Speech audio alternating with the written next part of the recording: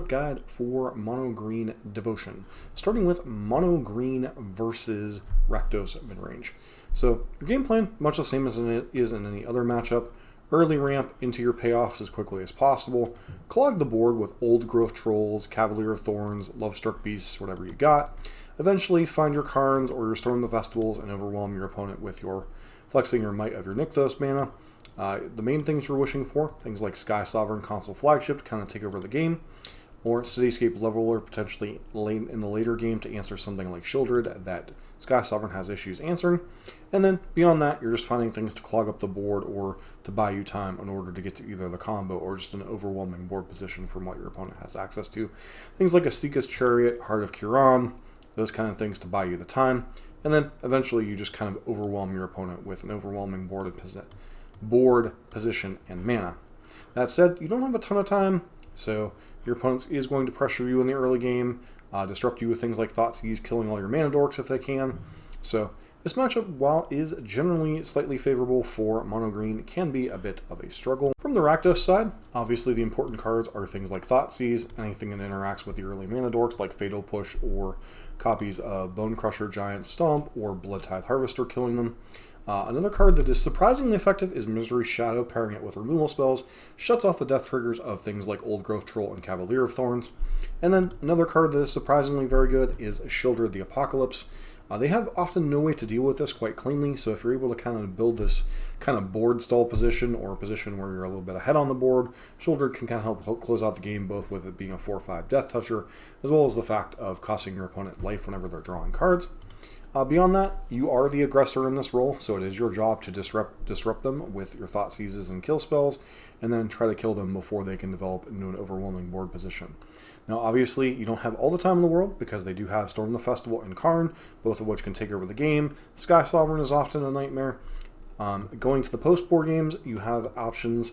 You have things like potentially Go Blank, you have things like Liliana of the Veil, but especially Extinction Event, a good bit of their relevant creatures are usually odds, so they're mana dorks, they're Old Growth Trolls, they're Cavalier of Thorns. So if you get a board position with things like Blood Tithe Harvester, Fable of the Mirror tokens, and Shieldred, you're often able to Extinction Event their board away, pressure their Planeswalkers off the board, and then that quite often leaves you in a way to close out the game from there. You also want to bring in any type of shatter effects you have, especially a Braid that's a multi-purpose that can kill a mana dork, but also kill something like Sky Sovereign or Pithing Needle.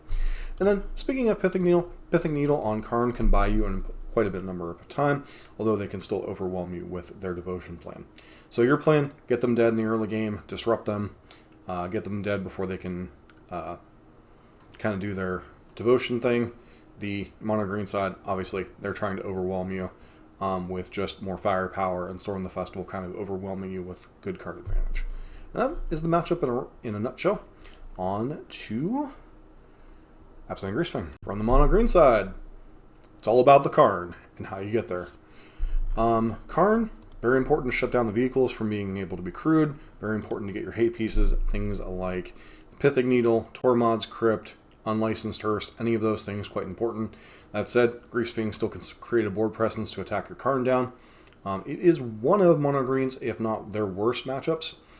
Simply the speed of it's executed. That said, if Abzan struggles to find their missing piece, they can't fill the graveyard in time, or they struggle to find a Greasefang, you often can win a conventional game quite easily against them. Your key cards, obviously, we've already kind of talked about. Any type of graveyard hate, Pithing Needle, any redundant ways to find hate pieces, or another card that's important, Cavalier of Thorns, able to block Parhelion and the Angels. You get a couple of these in play, you can keep yourself from dying to Parhelion. Now, Greasefang comes in a couple different forms. You have both the Abzan variant, the Esper variant, really are the ones that see play. Abzan, obviously, the one that sees the most play. You have a couple of versions. You have the Traverse the Uvenwald version and the Eldritch Evolution version. Both decks are trying to execute fairly the same plan. They're both trying to get vehicles in the graveyard, either Parhelion, Sky Sovereign, or a Seeka's Chariot, get a Greasefang in play, bring their stuff back, and kind of overwhelm you from there. They use things like Rafine's Informant and Scrap Mutt to get things in the graveyard. They also mill themselves with Witherbloom and Grizzly Salvage. So you want things that attack their graveyard as much as possible, hence why Karn is so important in the matchup, plus the vehicles, obviously. That said, the deck can combo on turn 3, kill your Karn, with something like a Seeka's Chariot tokens, Greasefang, whatever else they have on the battlefield. So even if you happen to rush a Karn into play, they can still attack it down. So, once you get the lock established as the mono green side, you really kind of need to close out the game as quickly as possible, because they will find a way to attack your Karn down, and then it's open season on your graveyards. They generally don't have a lot in their sideboards for the matchup. They have a lot of anti-hate pieces, so things like Abrupt Decay, Assassin's Trophy, Knight of Autumn, anything that will answer your graveyard hate pieces. They also have some alternative threats sometimes things like Shieldred. You might see whatever other random things they want to wish for. But primarily Shieldred has kind of become the go-to threat out of the sideboard that isn't just an answer creature like Knight of Autumn. That said, it is a fairly bad matchup for mono green, fairly good for the Abzan Greasefang side. It's all about speed. You need to keep a hand that is capable of explosive turn 3 plays, or a turn 3 Karn into hoping that that's good enough in the early turns to buy you the time to set up your engine otherwise. Next matchup, Blue-White Control. Now this is an old staple, ramp versus control. The big thing comes down to do they have an ability to disrupt your early turns? If they cannot effectively disrupt your early mana, they're capable of putting a number of threats into play very quickly, and it can overwhelm their counter spells, etc. Generally, this involves 1 mana elf into early plays, into Karn on 3, into just kind of exploding and keep being beyond their ability to control the game. Now, obviously, this becomes very play draw dependent, or your opponent's interaction. Blue-White Control can have a myriad of different reactive tools that we'll talk about here in a minute. But this is more of an attrition matchup. You are not going to be able to combo as readily. So you need to focus on landing threats as much as possible. Playing around their counter spells when possible, the Jawari disruptions, the sensors, playing off curve maybe a little bit potentially to play around those. They also have Dovin's Veto and hard counters like either Absorb, Void Rend, Saw It Coming, etc. Their mana can occasionally be clunky in the early turns. You can really capitalize on that, especially if they go tap land like Prairie Stream or something. So you really need to capitalize on any openings that Blue-White Control has. That said, they do have a lot of take over the game engines themselves. They have things like Teferi, Hero of Dominaria. So it really comes down to you trying to just sledgehammer your spells through, never giving them a moment to breathe. If they have a moment to breathe, generally they can recoup with things like different card advantage spells that we'll talk about here in a second, Memory Deluge, Teferi, etc. They land one of those and they can back it up with some more counter spells, and they're still in a fairly decent position. Tends to be game over. Another card that they can have that's problematic is Farewell. You can clear up your board except for your Planeswalkers. Another thing to play around if at all possible. Sideboard options that are important. Additional threats, Restorative Burst to rebuy threats that they've countered. Things like the Stone Brain to take away their Teferi, Hero of Dominaria, or whatever their card advantage spell is. Pithing Needle can temporarily shut down their Planeswalkers, but just remember they do play things like March of Otherworldly Light, etc. that can potentially deal with artifacts, so it's not necessarily a permanent thing. And then, obviously, any threats you might have in your sideboard, Seeka's Chariot, Heart of Kiran, you want to keep the pressure on them as much as possible. On the Blue-White Control side, they have several different options they can play. The early removal can be things like Lay Down Arms here. The other thing that can be is Portable Hole. Portable Hole is a little bit actually worse for you because they can hit things like Wolf Willow Haven, which otherwise a lot of their things struggle to hit. They have all these early counter spells, Censor, Make Disappear, Dovin's Veto. Could also play Jawari Disruption. They also have Temporary Lockdown as one of their new featured sweepers. This can take out all of your early devotion, even things like Oath of Nissa, Wolf Willow Haven, even an untargetable creature like Sylvan Caryatid. And obviously they have their sweepers, Supreme Verdict, Farewell. All of those are problematic in the mid-game. That said, you do have die triggers from your Cavalier and your Old Growth Troll. Those can be relevant in some spots. The deck does sometimes struggle to close out the game. Wandering Emperor, Shark Typhoon are their primary win cons. Some versions run multiple copies of Castle Ardenvale. So they are a little bit slow to the game, so you do have some time to get back into it. But usually once they get a Teferi going is when there's a lot of problems. That said, their removal speed varies, their counterspell speed varies. So it's all about getting that early pressure into play and trying to leverage your mana advantage as quickly as possible. Sideboarding games, sometimes they will bring in things like Rest in Peace to fight over the death triggers, etc. It just depends on the philosophy of the Blue-White Control pilot. Obviously, they'll bring in things like Farewell, and then maybe something like a Hullbreaker Horror, and Summary Dismissals to kind of help slam the door shut on what you're doing. With the post-board games, it's a lot much of the same thing. You're just trying to slam threat after threat after threat, try to play around their counter spells as much as possible. When you can't do that, just try to brute force your way through things and hope you have enough threats left standing to kind of win the matchup. Like I said, the matchup's very close. Some of it comes down to the build of the blue-white pilot. Some of it comes down to a little bit of skill, but generally speaking, it's a very close matchup. So Spirits, I could go back and look at the mono-green list, but really, there's only 2 cards that matter in the mono-green matchup. One is Cavalier of Thorns to block. The other is Karn for any piece of creature removal you might have, whether it be, Sky Sovereign is a good one. Even Cityscape Leveler in a slower game can be relevant, but really comes down to stymieing their early pressure as much as possible. You have some type of sweeper on your board, whether it be Karn Silex, anything that can kind of buy you time, very important. The big thing with their deck, they have very early creatures with evasion into things like Curious Obsession, drawing them a bunch of cards, and then they have some soft counter spells like things like Lofty Denial and Spell Queller. Obviously, the mono blue version doesn't run Spell Queller, but you're also likely to see things like, what is the name of the card? The Lofty Denial, Geistlight Snare, Spell Pierce, etc. So you're going to have a bunch of soft counters to play around. Now in the early game, these are basically hard counters. So your mission is the same, especially on the play. Try to get ahead on mana, leverage that before they can establish a good board position. You want to get a Cavalier into play as quickly as possible, and even that's not always a good stopgap because of things like Shacklegeist, allowing them to tap down Cavalier and still attack through. The rest of your deck is pretty ill-suited to deal with this deck overall. So it's basically try to have your best draws as much as possible and then hope they tap out at some point or you're able to resolve a key spell. That said, Spirits, much like any other aggressive deck, is a really bad matchup for mono green. Doesn't really get better in post-board games, obviously, as you really don't have a ton of things you can potentially bring in. Sure, you can shave some Karns, you can shave some old growth trolls and stuff, bring in some of your removal spells, kind of go a little bit leaner, but your deck is trying to execute what it's trying to do. And generally speaking, they also get to bring in more things. Sometimes they'll have Disdainful Stroke, sometimes they'll have Ether Gust. A lot of it just depends on the build of the Azorius or mono white or mono blue Spirits lists. But generally speaking, this is one of your worst matchups along with Greasefang and mono white humans. Gruul Midrange. This is an interesting matchup. On the surface, this matchup should be very close or slightly favorable to mono green. You have big dumb idiots to counter their big dumb idiots, and your big dumb idiots go bigger.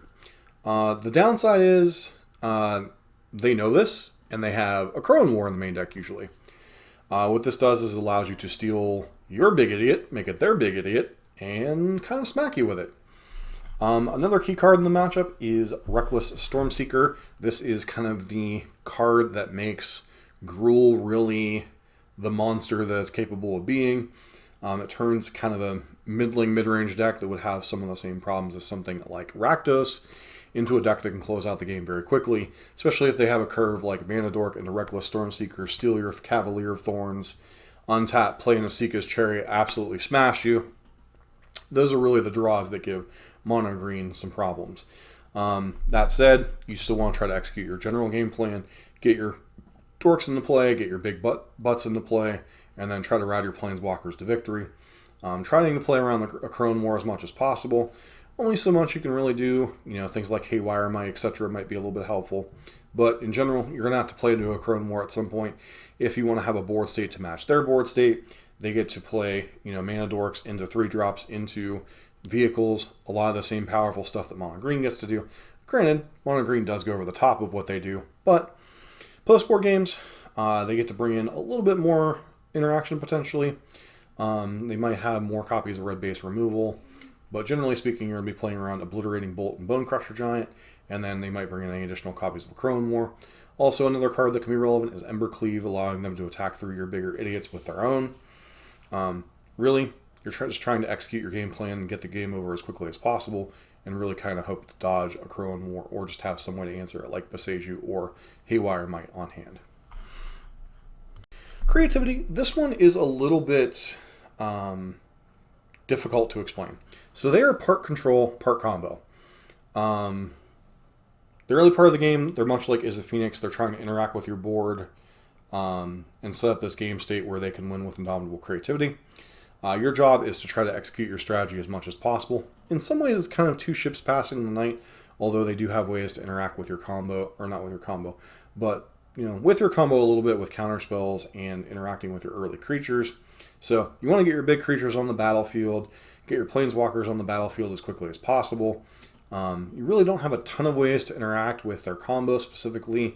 They have ways with Big Score or Fable the Mirror Breaker being their main ways to get tokens into play. So you really don't have a ton of ways to interact with the combo itself, game number one.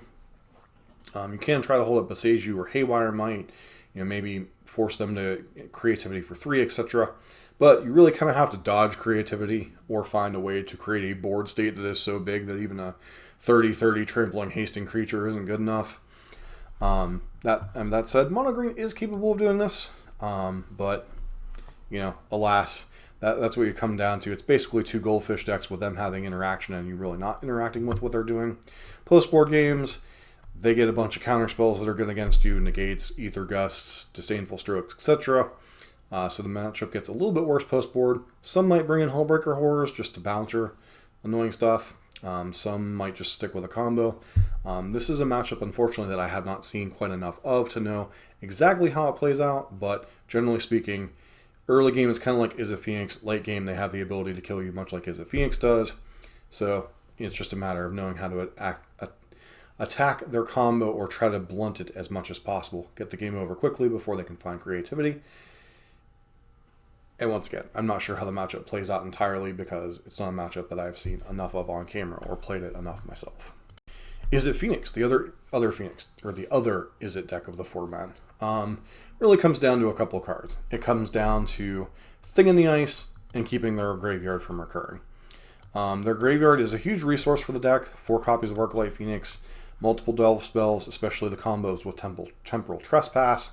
Their main objective is to get a Thing in the Ice into play, flip it, kind of reset your board, attack your planeswalkers down, try to win the game quickly there with a flip Thing and a bunch of Arclight Phoenixes. That said, a lot of these lists have gone away from copies of Thing in the Ice, so the matchup gets, ironically, a little bit better. They do have some pressure in the form of Ledger Shredder, but oftentimes their early interaction you can kind of power through. And as long as you can keep the graveyard in check, with a Tormod's Crypt, a Unlicensed Hearse, any of that kind of stuff, Soul God Lantern, etc., mostly from Karn, you're able to kind of manage the rest of the game quite easily. And even a flip Thing in the Ice, unless they have some other way to back it up with, say, a couple of Phoenixes coming back from the graveyard, isn't necessarily GG, although it can set you back quite a bit. The post-board games, much like Creativity, they get to bring in a bunch of interaction for your stuff. They get to bring in sidestepping graveyard threats, things like Crackling Drake. They might bring in some type of Pyromancers. They might bring in more Things in the Ice. So you need to be more cognizant of, you're going to be playing with more counterspells, Ether Gust and Disdainful Strokes most notably. But the object remains the same. Keep their graveyard under control, keep their Thing in the Ice from flipping, and it's a relatively simple match from there. So if you can answer those pressure points, this can be a very good matchup. However, if you struggle with answering those, then it's going to be a very miserable time for you. Lotus Field Combo. Now this is a matchup that I do have some experience with from both sides. It really comes down to Karn. Karn, Pithing Needle, Karn, Damping Sphere, Karn, God Pharaoh Statue, all those kind of fun stuff. From the Lotus Field side, their things that are important are Boseiju and Odawaro in the first game, and then in the sideboard games, Pithing Needle for Karn, Natural State, anything that blows up an artifact or enchantment. Comes down to the prison elements, slowing them down, keeping them from using their Lotus Field to their advantage. Goldfishing, Mono Green's Goldfish is slightly faster on average, but both decks are effectively a turn 4 key turn for them. So as far as speed, both decks are about the same, but a lot of it just comes down to, do you have the tools, do you have an early Karn to slow down what they're doing? Do they have the answer to your Karn? That's really what the matchup boils down to. If you find your Karn, it's a good matchup. You don't find your Karn, kind of rough. You can potentially combo them out on turn 4, or just kill them on turn 4, turn 5. Sometimes that's fast enough, but really it comes down to finding an early Karn. Mono White Humans. So this matchup has ironically gotten a little bit better, but also not. So Mono White Humans used to be predicated on, the matchup used to be predicated on, build a big board state, Brave the Elements for the win. A lot of these decks have gone away from Brave the Elements and are instead playing copies of Ossification. Ossification enters the battlefield, exile target creature or planeswalker and opponent controls until it leaves the battlefield. So basically they're trading a 1 mana I kill you for a 2 mana I answer your big threat. Now this can be relevant, especially if your hand is predicated on an early Cavalier of Thorns or an early Old Growth Troll, much like Gruul, stealing it with a Crow and War, them getting out of the way, bashing you for 10 points of damage, can be a big problem. They do also pick up copies of Screeve, Scarred Elf, to potentially attack through your monocolored blockers. So something like Carrot of Curon can be important. Sky Sovereign, those kind of stuff to buy you time. From your side, you're trying to ramp into your big dumb idiots, trying to get a Karn down, and then getting your hate pieces. If you have some type of board sweeper like Silexes or Ratchet Bombs, anything like that, kind of help out in the matchup. Also, Sky Sovereign, Mightstone, Meekstone. Those cards really kind of help you stabilize in the mid game. If you're playing any type of hard removal, like if you're playing the White Splash, things like Glass Casket or Portable will certainly help, though that kind of build has kind of faded in the background. Post-board games, they get to bring in other hate pieces if they're running Redain, Archon of Emeria, that kind of stuff. So it does get a little bit worse in the post-board games. Sometimes they like to bring in Portable Hole to interact with your early things. I always found this kind of odd from the mono-green side, especially before when they were playing Brave the Elements. I always thought you just kind of wanted to build your board state and then kind of crash through. Now that they're more playing Ossification, I kind of understand bringing in Portable Hole to also disrupt your early plays. But, so you have disruption, pressure, further disruption in the sideboard with things like Redain and Archon of Emeria equals bad matchup. Rakdos Sacrifice, this one's a little bit different than Rakdos Midrange. They're trying to nickel and dime you to death. Mayhem Devil, Witch's Oven, Cauldron Familiar. This deck is built on feasting on the aggro decks and has a little bit of a grind plan. Now, obviously, Claim the Firstborn, extremely annoying with your mana dorks dying, with Old Growth Troll, etc. That said, they cannot claim the Firstborn Cavalier of Thorns, so you at least have one big dumb idiot that they can't deal with. They do not generally apply a ton of early pressure. They can right around turn 3, turn 4 start having a nice battlefield with Mayhem Devils and Fables, etc.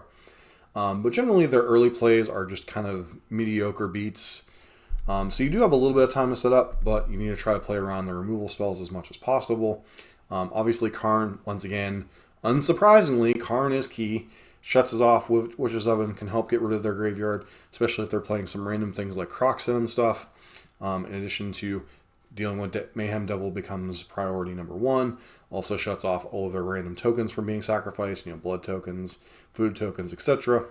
Well, actually, it doesn't shut off Cauldron Familiar from sacking it, but it does stop them from being sacrificed manually otherwise, and does kind of stop their treasure tokens from Deadly Dispute and Fable the Mirror Breaker. So, Karn, really a big thing. Game number 1, you're generally if you have a reasonable hand, you're going to have a pretty decent time. Post-board games, they get to bring in Disruption, Thoughtseize, Go Blank, Duress, more Fatal Pushes, more removal spells. So they kind of become this pseudo-esque light Rakdos version with a little bit more pressure than Rakdos generally presents, but they still kind of suffer from the same problem Rakdos Midrange does. If Mono Green gets out of control, they have a very hard time coming back from that. You also have things like Restorative Burst to get you a little bit of life to keep you from getting chip-shotted with Mayhem Devils and Cauldron Familiar triggers. So overall, it's a reasonable matchup, although I would say it is a matchup with tricky points. Claim the Firstborn, sack outlets, Mayhem Devils need answered on site, that kind of stuff. Fable tokens can all take over the game. Obnixilis and post-board games can get a little bit tricky, but generally speaking, you're doing more powerful things than they are. So while it is a close-ish matchup, I would say Mono Green has a fairly decent time. Finally, Green-White Angels. Now this is a deck that has had a recent innovation in them finally deciding that, hey, it might be a good idea to run some mana dorks in our deck because, well, we're kind of a slow, clunky deck otherwise. But beyond that, it's the same old Angels deck. Other than that, then they just finally decided they needed some good 1-drops. You still have Bishop of Wings, Giada, Youthful Valkyrie, Deck gets really spicy when you start getting the Righteous Valkyrie and Resplendent Angel.